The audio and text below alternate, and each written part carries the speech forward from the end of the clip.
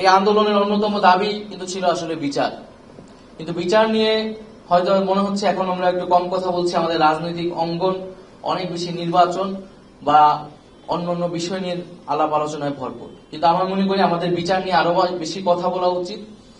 বিচার নিয়ে সরকারের পক্ষ থেকে কাজ চলমান আছে, এবং কারণ আমাদের এই আন্দোলন যখন কোটা সংস্কার ছিল, এই কোটা সংস্কার থেকে আমরা যে গণ অভ্যুত্থানের দিকে গেলাম, তার প্রধান দাবিটাই ছিল কিন্তু বিচার। যখন আমার ভাই মারা গিয়েছে, যখন আমার বোন মারা গিয়েছে, আমরা বলেছি বিচার চাই, আমরা জাস্টিস চাই। ফলে এই বিচার নিশ্চিত করা, যারা ফ্যাসিবাদের ভূমিকায় অবতীর্ণ হয়েছিল, যারা বুলেট এর মাধ্যমে আমার ভাইদেরকে বোনদেরকে হত্যা করেছে, নির্যাতন করেছে, এবং এই সকল ঘটনার যে হুকুমে আসামি শেখ হাসিনা, তার অবশ্যই বিচার করা হবে। এবং বিচারের মাধ্যমেই সমাজে রিকনসিলিয়েশন সম্ভব, সমাজে ন্যায় বিচার প্রতিষ্ঠা করা সম্ভব। তাই আমি বলবো যে আমরা বিচারের বিষয়টা, এবং এই বিচার আমি মনে করি একটা হচ্ছে আইনগত বিচার, যেটা হয়তো রাষ্ট্র করবে, বিচার ব্যবস্থার মাধ্যমে করবে। আর একটা হচ্ছে নৈতিক বিচার বা সামাজিক বিচার।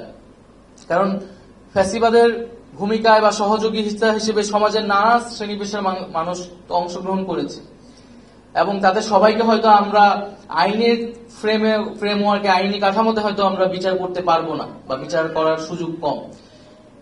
বিভিন্ন বুদ্ধিজীবী মহলে, সাংবাদিকদের মহলে আমরা দেখেছি যে ফ্যাসিবাদের দালাল শ্রেণী তৈরি হয়েছিল, সহযোগিতার ভূমিকায় ছিল। ফলে ফ্যাসিবাদকে সহযোগিতা করা, গণহত্যাকে সহযোগিতা করা, সেটাও কিন্তু একটা নৈতিক অপরাধ। তো আমি বলি সেই নৈতিক বিচার, সামাজিক বিচারও আসলে হওয়া উচিত। এবং ফলে আমরা সকলেই আমরা যাতে গত 15 বছর এবং জুলাই গণ অভ্যুত্থানের কার কি ভূমিকা ছিল, সেই ভূমিকা ভুলে না যাই, এবং সেই জুলাই গণ অভ্যুত্থানের প্রতিশ্রুতির জন্য সবাই একসাথে ঐক্যবদ্ধভাবে কাজ করি। আমি মনে করি যে বর্তমান সময়ে যে রাজনৈতিক দলসমূহ যারা রয়েছে, তাদের সাথে ভিন্নমত থাকতে পারে, কিন্তু আমাদের মধ্যে কোনো ধরনের অনৈক্য তৈরি হয়নি।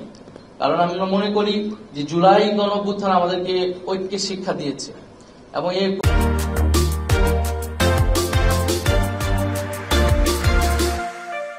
হচ্ছে জনগণের ঐক্য। জুলাই আমাদেরকে এটাই শিক্ষা দেয় যে সমাজে নানা ভিন্নমত থাকবে, সমাজে নানা ধরনের কার্যক্রম থাকবে, কিন্তু আমার দেশ, আমার জাতি, আমার জনগণ যদি সংকটে পড়ে, তাহলে আমরা সবাই ঐক্যবদ্ধ হয়ে যাব, আমরা কাঁধে কাঁধ মিলে লড়াই করব।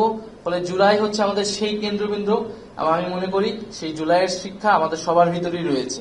বর্তমানে গণমাধ্যমের পরিস্থিতি নিয়ে নানা ধরনের বক্তব্য, নানা ধরনের কথা আছে। আমরা প্রথম থেকেই বলেছি, আমাদের প্রধান উপদেষ্টা ডক্টর মোহাম্মদ ইউনূসও বলেছেন, আমরা সকল ধরনের সমালোচনাকে স্বাগত জানাই। এক শহীদ পরিবারের মা অনেক আন্দোলনের কথা বললেন। আমরা এই আন্দোলনগুলোকে বিগত সরকার বা বিগত সময় যেইভাবে আন্দোলনগুলোকে দমন করা হতো, আমরা সেই প্রক্রিয়ায় যাচ্ছি না। আমরা যথাসম্ভব চেষ্টা করছি যে আলোচনার মাধ্যমে বা তাদের দাবির যৌক্তিক অংশটি মেনে নেওয়ার মাধ্যমে আন্দোলনগুলোকে নিষ্ক্রিয় করার। কিন্তু এই সুযোগে যদি ফ্যাসিবাদী যারা রয়েছেন, ফ্যাসিবাদের দোসর যারা এখনো আছে, তারা যদি ষড়যন্ত্রের চেষ্টা করে, সেক্ষেত্রে কিন্তু সরকার কঠোর হবে, এবং আমরা কঠোর হচ্ছি। তবে আমরা আন্দোলনকে কখনোই দমনমূলকভাবে নিবৃত্ত করতে চাই না। একইভাবে গণমাধ্যমের ক্ষেত্রেও আমাদের কিন্তু একই বক্তব্য, যে গণমাধ্যম তার কথাটা বলবে, কিন্তু আমরা প্রথম থেকেই গণমাধ্যমের কাছে আবেদন জানিয়েছি সরকারের পক্ষ থেকে, যাতে গণমাধ্যম অনেক বেশি দায়িত্বশীল এবং সচেতনভাবে, বস্তুনিষ্ঠভাবে সংবাদ প্রচার করে। কারণ জনগণের কাছে সংবাদ পৌঁছানোর জন্য, তথ্য পৌঁছানোর জন্য এই সরকার অনেক বেশি, অন্য যে কোনো সরকারের থেকে এই সরকার অনেক বেশি গণমাধ্যমের উপর আসলে নির্ভরশীল। বিশেষত সোশ্যাল মিডিয়ায় একটা সংবাদ যদি একটু ভুল সংবাদ প্রচার হয়, সেটার যেই প্রতিক্রিয়া তৈরি হয়, এটা কিন্তু পরে ফ্যাক্ট চেকিং করলেও, রিজয়েন্টার দিলেও কিন্তু এই ক্ষতিটা আসলে পূরণ করা সম্ভব হয় না। ফলে সংবাদ প্রচারের ক্ষেত্রেও আমরা যাতে আরো বেশি আসলে দায়িত্বশীল হই। কারণ আমাদের যে সময়টা আমরা বসবাস করতেছি, একটা ট্রানজিশনাল টাইম, বাংলাদেশকে নিয়ে আন্তর্জাতিকভাবে নানা ধরনের প্রোপাগান্ডা, মিস ইনফরমেশন, ডিসইনফরমেশন হচ্ছে। তো সেই জায়গায় সাংবাদিকদের পক্ষ থেকে সাংবাদিক গণমাধ্যমের ভূমিকা আরো বলিষ্ঠ হওয়া উচিত বলে আমি মনে করি। ডিজিটাল মিডিয়ায় সংবাদ প্রচারের ক্ষেত্রে আরো বেশি দায়িত্বশীল এবং সতর্ক ভূমিকা নেওয়া উচিত। বাংলাদেশের কিছু কিছু সাংবাদিক আন্তর্জাতিক বিভিন্ন মহলে বলার চেষ্টা করছে, প্রচারের চেষ্টা করছে বাংলাদেশের গণমাধ্যমের স্বাধীনতা নেই বা গণমাধ্যমের উপর এক ধরনের চাপ রয়েছে। আমি বলবো যে আপনারা সত্যটা প্রচার করুন। গণমাধ্যমের উপর এক ধরনের সামাজিক চাপ রয়েছে, কিন্তু সরকারের জায়গা থেকে কিন্তু গণমাধ্যমের উপর কোনো চাপ নেই। আগে যেভাবে গোয়েন্দা সংস্থা দ্বারা গণমাধ্যমগুলোকে নিয়ন্ত্রণ করা হতো, সংবাদ টেলিভিশনের বা পত্রিকার হেডিংও চেঞ্জ করে দেওয়া হতো, বর্তমান সরকারের জায়গা থেকে এই ধরনের একটি ঘটনাও ঘটেনি বলে আমি মনে করি। কেউ যদি দাবি করেন সেক্ষেত্রে আপনার দাবির সাথে তখন আমি বিবেচনা করব। কিন্তু এক ধরনের সামাজিক চাপ রয়েছে, এবং এই সামাজিক চাপটা কেন রয়েছে? এই সামাজিক চাপটা রয়েছে বিগত 15 বছরে গণমাধ্যমের যে ভূমিকা। কারণ মানুষ টেলিভিশনে তার জনগণের যে কথাটা, সেই কথাটা কিন্তু শুনতে পায়নি। ফলে মানুষ স্বাভাবিকভাবে গণমাধ্যমের প্রতি তার কিন্তু ক্ষুব্ধতা রয়েছে, এবং বিশেষ বিশেষ কিছু গণমাধ্যমের প্রতি তাদের নানা ধরনের বিতর্কিত কার্যক্রমের কারণে কিন্তু আরো ধরনের মানুষের ক্ষুব্ধতা রয়েছে বিভিন্ন অংশে, জনগণের বিভিন্ন অংশে। ফলে মানুষের সেই ক্ষুব্ধতাকে কমানোর জন্য গণমাধ্যমগুলোকে আমি মনে করি ভূমিকা রাখা উচিত, এবং তাদের নিজেদের 15 বছরের ভূমিকা, নিজেদের দ্রষ্ট্রুতি, সেটা জনগণের সামনে বলা উচিত এবং সেটার জন্য দুঃখ প্রকাশ করা উচিত যদি তারা এই ধরনের কাজ করে থাকে, বা তারা কোন প্রেক্ষিতে কার্যক্রম চালাতে পারে নাই, তারা সঠিক তথ্য প্রচার করতে পারেনি, এটা জনগণের সামনে স্পষ্টভাবে বলা উচিত, সত্যটা প্রচার করা উচিত। এবং একটা গণঅভ্যুত্থান হয়েছে, একটা বিপ্লব হয়েছে, তারপরেও এই বিপ্লবের পরে কোনো মিডিয়া বা কোনো টেলিভিশন সাথে সাথে কিন্তু বন্ধ হয়ে যায় নাই। কারণ আমরা ভেবেছি গণমাধ্যমের স্বাধীনতাটা আমরা অক্ষুণ্ণ রাখতে চাই, কিন্তু আবার এটাও আমরা বলেছি যে স্বাধীনতার নামে ফ্যাসিবাদের পুনর্বাসনের চেষ্টা করলে সেটা কিন্তু মেনে নেওয়া হবে না। আমরা দেখেছি বিগত সময় সরকার পরিবর্তনের সাথে সাথে স্বাভাবিকভাবে বা রাজনৈতিকভাবে সরকার পরিবর্তনের সাথেও কিন্তু অনেক টেলিভিশন, অনেক কিছু বন্ধ হয়ে যায়।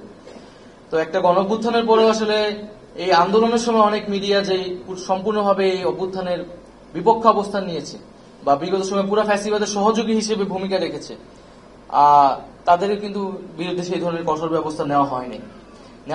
এই কারণে যে আমরা গণমাধ্যমকে, বাংলাদেশের গণমাধ্যমের যে পরিসর সেটাকে বৃদ্ধি করতে চাইছি। আমরা টেলিভিশন কমাইতে চাইনি, পত্রিকা কমাইতে চাইনি, কিন্তু সেই জায়গায় কিন্তু দায়িত্বশীল ভূমিকা পালন করা উচিত। কারণ আমরা কেউ যদি মনে করে যে 15 বছর তার ভূমিকা কি সেটা সে আসলে মানুষ ভুলে যাবে, মানুষ ভুলে যাবে, বা রাতারাতি আসলে ভোল পাল্টিয়ে বা এই বর্তমান সময়ের বাস্তবতায় গা ভাসিয়ে কথা বললেই মানুষ ভুলে যাবে, এরকম না। মানুষের ভিতরে কিন্তু এই ক্ষোভটা আছে, জনগণের ভিতরে এই ক্ষোভটা আছে। তাই আমি মনে করি এই বিগত 15 বছরের যে ভূমিকা, সেই ভূমিকা নিয়ে আমাদের বিস্তর আলোচনা করা উচিত। এবং আমাদের আমি জুলাই গণঅভ্যুত্থানের কথা যদি একটু বলি, যে আমরা এই জুলাই গণঅভ্যুত্থানে আমরা কিন্তু একটা কথা বলেছিলাম যে আমরা ফ্যাসিবাদী ব্যবস্থার বিলোপ চাই। অর্থাৎ আমরা বলতে চেয়েছিলাম এই আন্দোলনের মাধ্যমে যে আন্দোলনটা কেবল কোনো ব্যক্তি বা কোনো বিশেষ রাজনৈতিক দলের বিরুদ্ধে হয়নি, বরং আমরা একটা সিস্টেমের বিরুদ্ধে দাঁড়িয়েছি। ফলে জুলাই গণঅভ্যুত্থানে আমাদের প্রতিশ্রুতি ছিল যে আমরা এই যে সিস্টেমটা, যেই ধরনের রাষ্ট্র কাঠামোতে একটা ফ্যাসিজম তৈরি হয়, একটা স্বৈরতন্ত্র তৈরি হয়, আমরা এই কাঠামোটার পরিবর্তন করতে চাই, আমরা এই কাঠামোটার সংস্কার করতে চাই। কারণ এই কাঠামো রেখে দিলে যে কেউ সরকারে আসুক কেন তার কিন্তু স্বৈরতান্ত্রিক হয়ে ওঠার, ফ্যাসিবাদী হয়ে ওঠার সুযোগ থাকবে, সম্ভাবনা থাকবে। সেই সম্ভাবনাগুলোকে আমরা বন্ধ করতে চাই।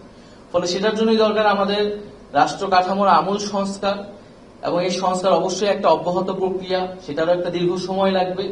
কিন্তু এই বর্তমান অন্তর্বর্তীকালীন সরকারের সময় আমরা সেই সংস্কারের একটা ভিত্তিটা তৈরি করে দিতে চাই, যাতে পরবর্তীতে যেই আসুক তারা এই সংস্কারগুলোকে অব্যাহত রাখবে।